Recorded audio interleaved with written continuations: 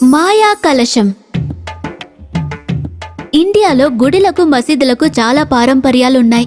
కానీ కొంతమంది ఉన్నారు ఇలాంటి పారంపర్యాలను ఉపయోగించి జనాలను మోసం చేస్తారు. అలాంటి వాళ్ళల్లో ఒకడు వమన్ మరియు అతని ఫ్రెండ్ మున్నా కలిసి దేవాలయ శిల్పాలను దొంగిలించేవారు.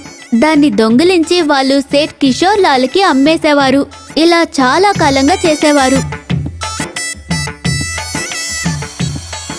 కానీ ఒక రాత్రి వమను మున్నా ఉత్తరాఖండ్లో ఉండే పారంపర్య దేవాలయానికి వెళ్తారు. ఈ పాత దేవాలయపు గొప్పతనం ఏంటంటే అక్కడ జీవించే దేవి శిల్పం ఉంది. పైగా దేవి యొక్క శిల్పం కాళ్ళకి ఒక గొలుసు కట్టుంది. ఆ గుడి బయట ఒక తామర కలశం ఉంది. ఆ తామర కలశం చాలా పెద్దది. అదొక అపూర్వమైన కలశం. వమన్ మున్నా గుడి లోపలికొస్తారు. వాళ్ళిద్దరూ దేవీ శిల్పాన్ని మోయడానికి ప్రయత్నించారు. దేవీ శిల్పం చాలా పెద్దదిగా ఉన్నందువలన వాళ్ళు కదపలేకపోయారు. అన్నా, ఇది అసలు కదలడం లేదు. అవునరా, చాలా బరువుంది. మరిప్పుడేం చేద్దామన్నా? తెల్లవారిపోతోంది. పూజారి కూడా వచ్చేలా ఉన్నాడు. ఇది వదిలేసి గుడిలో ఇంకేం దొరికితే దాన్ని తీసుకెళదాం. ఆ తర్వాత మున్నా వమన్ కళ్ళకి ఆ పెద్ద తామర కలశం కనబడుతుంది. ఇది కూడా తామ్రమే అనుకుంటా. ఇంకా పాతది కూడా. బహుశా దీనికి చాలా ఎక్కువ డబ్బులు వస్తాయి అనుకుంటా. అన్నా, కానీ దీనికి సంఖ్యలేసున్నాయి. తెంచేయ్, త్వరగా తెంచేయ్. ఇద్దరూ కలిసి ఆ గొలుసుని పగలగొట్టారు. ఆ తర్వాత ఆ తామర కలశాన్ని ఎత్తుకొని వెళ్లారు.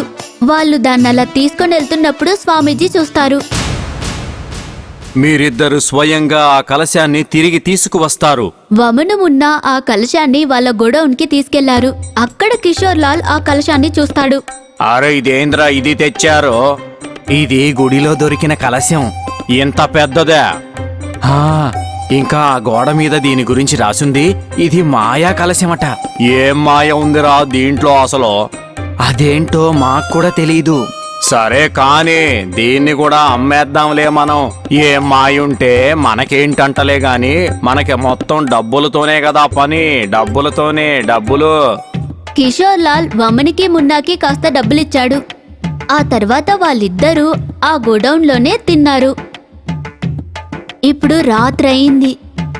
అప్పుడు అకస్మాత్తుగా వాళ్ళిద్దరికి ఒక పెద్ద శబ్దం వినపడింది. వమన్ మున్నా చాలా భయపడ్డారు. బాబా, ఈ పులి శబ్దం ఎక్కడి నుంచి వచ్చిందిరా? అన్నా, నాకు మాత్రం ఏం తెలుసు.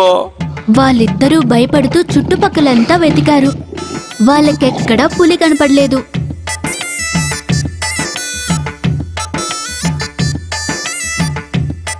ఆ స్థలమంతా ఆరా తీసాక వాళ్ళకి ఆ కలశంలో నుంచి ఒక పెద్ద పులి బయటకొస్తుంది. ఆ పులి కాళ్ళకి గొలుసుంది. ఆ పులిని చూడగానే వమన్ మున్నాలు ఆ గోడౌన్ నుండి పరిగెత్తారు. వాళ్ళిద్దరినీ ఆ పులి తరుముతూ వచ్చింది. భయంతో వమను మున్నా ఒక చెట్టు మీదెక్కి కూర్చున్నారు. ఆ మాయా కలశం నుండి పులి ఎట్లాగా వచ్చిందిరా? తెలీదన్నా, కానీ ఆ పులి కాళ్ళకి గొలుసు ఎలా వచ్చింది? ఆ గొలుసుని నేను గుళ్ళో తెంపేశాను కదా. అంటే దాని అర్థం గొలుసు కలశానికి కాదు, ఈ పులి కోసం ఉన్నమాట. అందుకేనేమో ఆ కలశం మీద మాయా కలశం అని రాసి ఉంది. మనమైతే ఆ పులి కంట్లో పడ్డాం. ఇప్పుడేం చేయాలి? ఈ పులిని మళ్ళీ ఆ కలశంలోకే పంపించాలి. అదెట్లా? మనం ముందు దీన్ని ఆ కలశం వరకు తీసుకుపోవాలి. వమన్ మున్నా చెట్టుపై నుండి కిందకి దిగారు. తర్వాత ఆ పులి మళ్ళీ వాళ్ళని వెంబడించింది.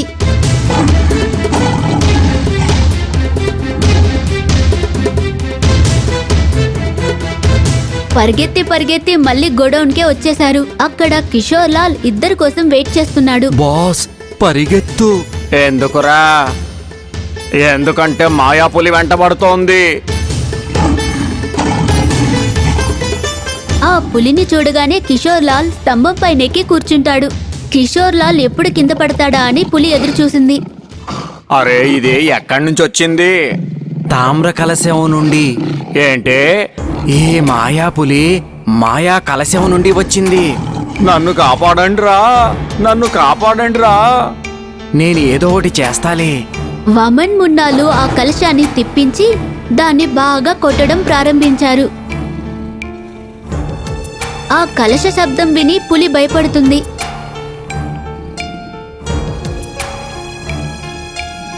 వమన్ మళ్ళీ ఆ కలశాన్ని తట్టాడు.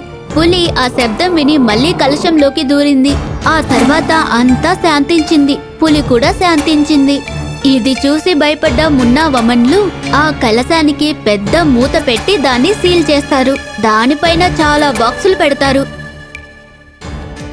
ఇదేంట్రా బాబు? ఇది అమ్మవారి యొక్క పులి. మనం ఈసారి చాలా పెద్ద తప్పు చేశాము. ఉదయం కాగానే దాన్ని ఎక్కడి నుండి తెచ్చారో అక్కడే పెట్టేసి రండి. మరుసటి రోజు ప్రొద్దున్నే లేచి చూసేసరికి అక్కడ పులి ఉండదు. ఆ ముగ్గురు కలశాన్ని తీసుకొని గుడికెళ్లారు. దాన్నక్కడ పెట్టిన తర్వాత దేవి ముందరికెళ్లి క్షమాపణ అడిగారు. నాకు తెలుసు మీరు ఈ కలశాన్ని తిరిగి తీసుకువస్తారని. ఇది ఏదో మామూలు కలశం కాదు, ఇది అమ్మవారి కలశం. అమ్మవారే స్వయంగా ఒక పులిని అందులో నిక్షేపితం చేశారు. అందుకనే ఈ గొలుసు కలశానికి కట్టబడి ఉంది. మమ్మల్ని క్షమించండి అయ్యా పంతులు గారు. ఈ రోజు నుండి మేము ఇక ఎప్పుడూ కూడా దేవాలయాల్లో దొంగతనాలకు వెళ్ళము. క్షమించండి. కిషోర్ లాల్, వమన్, మున్నాలకి వాళ్ళ తప్పు అర్థమైంది. ఆ తర్వాత మాయా కలశం గుడికి అంకితమైంది.